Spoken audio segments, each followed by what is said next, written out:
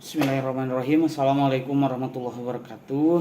Pada kesempatan kali ini saya akan menjelaskan mengenai hakikat bahasa ya untuk mata pelajaran Bahasa dan Sastra Indonesia kelas 10. Oke. Hakikat bahasa. Ya, nah hakikat bahasa ini pemahaman secara umumnya terlebih dahulu bahwa pada dasarnya bahasa adalah sebuah sistem. Ya, artinya bahasa itu tidak dibentuk oleh sejumlah komponen dengan pola yang tetap dan dapat memiliki beberapa kaidah di dalamnya. Nah, atas adanya pernyataan tentang bahasa tersebut, maka bahasa itu dibuat dengan pola tertentu. Yang jelas suatu bahasa akan terdapat adanya subsistem di dalamnya. Nah, subsistem ini mencakup fonologi ya, mengenai pengucapan, morfologi, dalam bentuk tulisannya dan juga sintaksis. Nah, menurut Boris Kerap tahun 2001 bahwa bahasa adalah alat komunikasi antar anggota masyarakat berupa simbol bunyi yang dihasilkan oleh alat ucap manusia. Nah, itu yang dinamakan atau hakikat dari sebuah bahasa. Selanjutnya di sini ada sifat-sifat dari bahasa. Nah, sifat-sifat dari bahasa ini perlu diketahui sebelumnya kalau bahasa itu bersifat arbitrer. Ya, arbitrer di sini berarti mana suka. Ya, padahal sebenarnya ada suatu bahasa yang memiliki sifat lain selain sifat arbitrer tersebut. Nah, sifat-sifat itulah yang membangun bahasa menjadi sebuah sistem yang berpola. Berikut ini saya akan jelaskan apa saja sifat-sifat bahasa selain dari arbiter itu sendiri. Yang pertama, bahasa itu sebagai sistem, ya. Bahasa sebagai sistem bahwa pasti sudah memahami bahwa sistem itu berarti susunan yang teratur atau berpola yang membentuk suatu keseluruhan yang bermakna atau berfungsi. Begitu juga dengan bahasa. Bahasa itu memiliki sistem tertentu di dalamnya. Nah, komponen-komponen yang ada di dalamnya tersebut tersusun secara teratur supaya dapat dimengerti oleh penutur dan lawan penuturnya. Jadi bahasa itu tersistem ya, tidak dibuat seenaknya agar bisa dipahami oleh yang menuturkannya, baik itu penuturnya atau lawan dari penuturnya. Yang kedua, bahasa itu merupakan lambang. Nah, seperti yang dituliskan bahwa bahasa itu sistem, maka sifat dari bahasa juga adalah lambang-lambang bentuk bunyi. Ya, seperti huruf A itu ada lambangnya. Kalau A dalam bahasa Arab, ya dalam bahasa Arab itu alif ya. Alif bentuknya gitu, cuma garis dari atas ke bawah. Sedangkan untuk huruf Latin itu bentuknya A gitu ya, ataupun A kecil seperti itu. Nah, bahwa lambang-lambang tersebut berwujud bunyi yang biasanya disebut bunyi bahasa. Makanya itu disebut huruf. Huruf itu lambang dari bunyi bahasa. Nah, setiap lambang dari bahasa dapat melambangkan sesuatu yang nantinya disebut makna atau konsep. Misalnya kamu membaca sebuah kata kambing, kayak KAMBING gitu ya.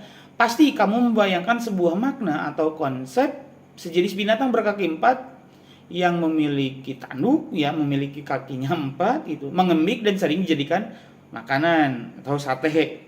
Pasti kebayangnya langsung ke sana, kambing. Nggak mungkin membayangkan kambing itu dipotong ya, terus dibubut bulu-bulunya, bukan kambing tetapi jadi ayam. Nah, ketika ada kata ayam maka si otak kita juga langsung berubah menjadi memikirkan tentang konsep dari sebuah ayam, bentuknya seperti apa.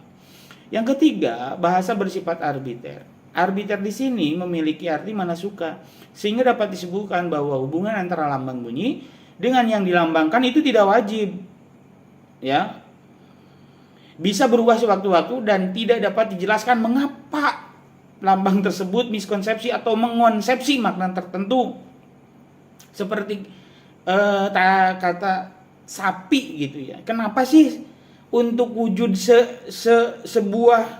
seekor binatang yang bentuknya besar, lebih besar dari kambing, kenapa itu harus sapi, SAPI gitu. Nah, itu nggak perlu diperdebatkan karena itu mana suka. Dulu yang buat menamai binatang itu sapi, ya udah sapi gitu. Makanya disepakati sampai sekarang bahwa itu sapi. Kalau dalam bahasa Inggris ya nggak ada sapi. Dalam bahasa Inggrisnya adanya cow, C-O-W gitu. Maka sampai sekarang disepakati dalam bahasa Inggris itu cow ya, untuk konsep sebuah makna sapi itu sendiri. Yang keempat, bahasa bersifat konvensional. Dalam hal ini, setiap penutur suatu bahasa atau manusia harus mematuhi adanya hubungan antar lambang dengan konsep yang dilambangkannya. Seperti tadi, sapi, ya udah sapi itu konsep yang dilambangkannya seperti itu, sapi. Apabila sang penutur suatu bahasa tidak memahami hubungan tersebut, maka besar kemungkinan komunikasi yang tengah dijalinnya bisa terhambat. Contoh, mungkin antara orang Sunda ya dengan orang Jawa.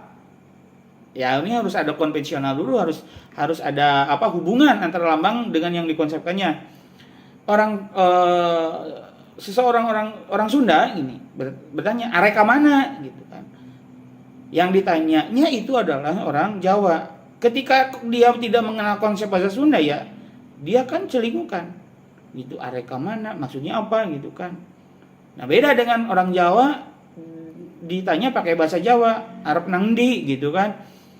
Dia pasti dia tahu nang pasar atau nang sekolahan gitu. Nah, itu harus ada konvensi dulu, harus ada kesepakatan pemahaman dari dua penutur, baik yang menuturkannya atau lawan dari si penutur itu. Contohnya nih di sini ada kaca bening yang menampilkan bayangan.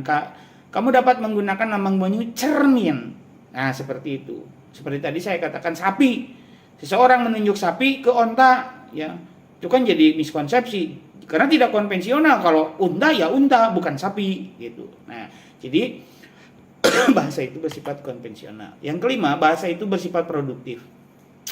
Apakah disadari bahwa bahasa itu sangat produktif yang dapat berkembang dalam jumlah yang tidak terbatas? Seperti tadi, bahasa-bahasa sekarang kan mungkin teman-teman semua, anak-anakku sekalian, ada bahasa-bahasa yang baru kayak unggah, unduh, download gitu kan. Nah, ini bahasa-bahasa tertentu yang bersifat produktif. Jadi bahasa itu bisa diproduksi terus-menerus, disesuaikan dengan zaman dan disesuaikan dengan kelompok yang menggunakan bahasa tersebut. Yang keenam, bahasa bersifat dinamis. Dalam hal ini maksudnya bahasa itu tidak akan terlepas dari adanya kemungkinan perubahan yang terjadi sewaktu-waktu, apalagi bahasa itu berkembang mengikuti perkembangan budaya zaman, yang mana dua hal tersebut tentu tidak akan berhenti dan ajak begitu saja, melainkan akan berkembang secara terus-menerus. Contohnya gini, belajar dulu yuk, belajarnya bagaimana, daring atau luring? Nah, kan kalau zaman dulu nggak ada tuh belajar daring atau luring. Yang namanya belajar, ya belajar aja, kita memahami pembelajaran, baik belajar sendirian ya atau belajar dengan ada gurunya. Nah, kalau sekarang kan ada belajar sendirian, ada belajar sama guru gitu kan, ada belajarnya secara daring, online ya, atau secara luring, secara tatap muka. Nah, ini sudah kedinamisan bahasanya muncul di sini. Oke? Nah, perubahan tersebut dapat terjadi pada semua tataran bahasa, mulai fonologis, morfologi, sintaksis, semantik hingga leksikonnya. Itu yang keenam. Yang ketujuh, bahasa itu beragam. Nah, dalam hal ini meskipun bahasa itu mempunyai kaidah atau pola yang sama, tetapi apabila disampaikan oleh penutur yang heterogen, penutur yang berbeda-beda dalam suatu komunitas, maka bahasa dapat menjadi beragam. Beragam di sini bisa dilihat dari fonologis itu cara pengucapan, morfologis ke bentuk katanya dan lain sebagainya. Jadi bahasa itu ya beragam gitu. Ya, yang terakhir ini bahasa bersifat manusiawi, di mana bahasa ini pasti hanya bisa dipahami oleh manusia. Ya, karena hewan sepertinya sekalipun ada gitu, mungkin hanya Nabi Sulaiman saja yang memahami bahasa binatang gitu. Ya, manusia biasa nggak mungkin ada yang bisa memahami binatang. Contohnya bunyi kucing ya, meong meong meong, lapar meong, mau pup meong gitu kan, merasa sakit meong. Ya, apakah meong meong itu bahasa? Ya, saya juga tidak tahu karena saya tidak memahaminya. Oke. Selanjutnya, nah itu tadi ke-8 sifat-sifat dari bahasa itu sendiri. Mungkin pembelajaran kali ini dalam bab hakikat bahasa baru sampai ke sifat-sifat bahasa dulu. Sampai jumpa di pertemuan yang akan datang. Kita bahas hal-hal yang lainnya. Oke. Mungkin itu saja yang bisa Bapak sampaikan. Terima kasih atas segala perhatiannya. Billahi taufiq wal hidayah. Wassalamualaikum warahmatullahi wabarakatuh. Bye bye.